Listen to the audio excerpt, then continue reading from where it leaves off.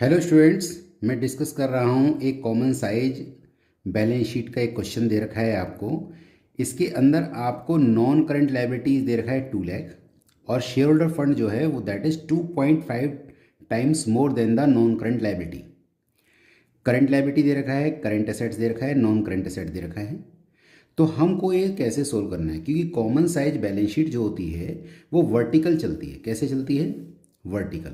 और जब वर्टिकल चलती है तो सिंगल ईयर के ऊपर भी बनाई जा सकती है। ये कॉमन साइज बैलेंस शीट है।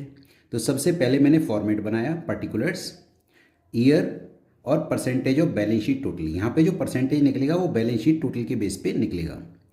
तो यहाँ पर मैंने पहले फॉर्मेट बनाया equity and liability, assets, share holder fund, non current liability, current liability and assets, non current asset and current asset.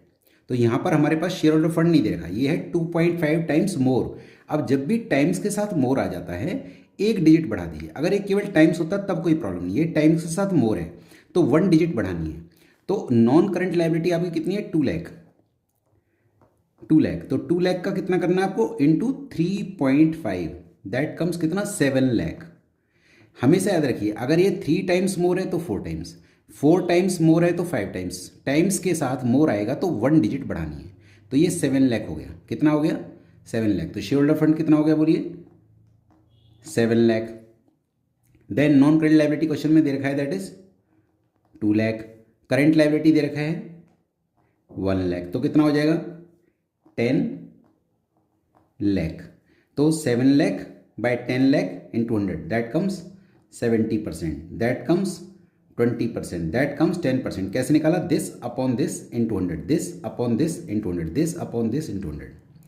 Next, अब आपका नॉन करंट एसेट्स जो है वो 70% है इक्विटी एंड लायबिलिटी। तो ये जो फिगर है ये वाली, इसको इक्विटी एंड लायबिलिटी बोलेंगे, क्योंकि इक्विटी एंड लायबिलिटी में तीनों चीजें आई। तो इक्विटी एंड लायबिलिटी कितनी है? 10 लाख।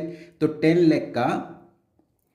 10 लाख का 70%, दैट कम्स 7 लाख।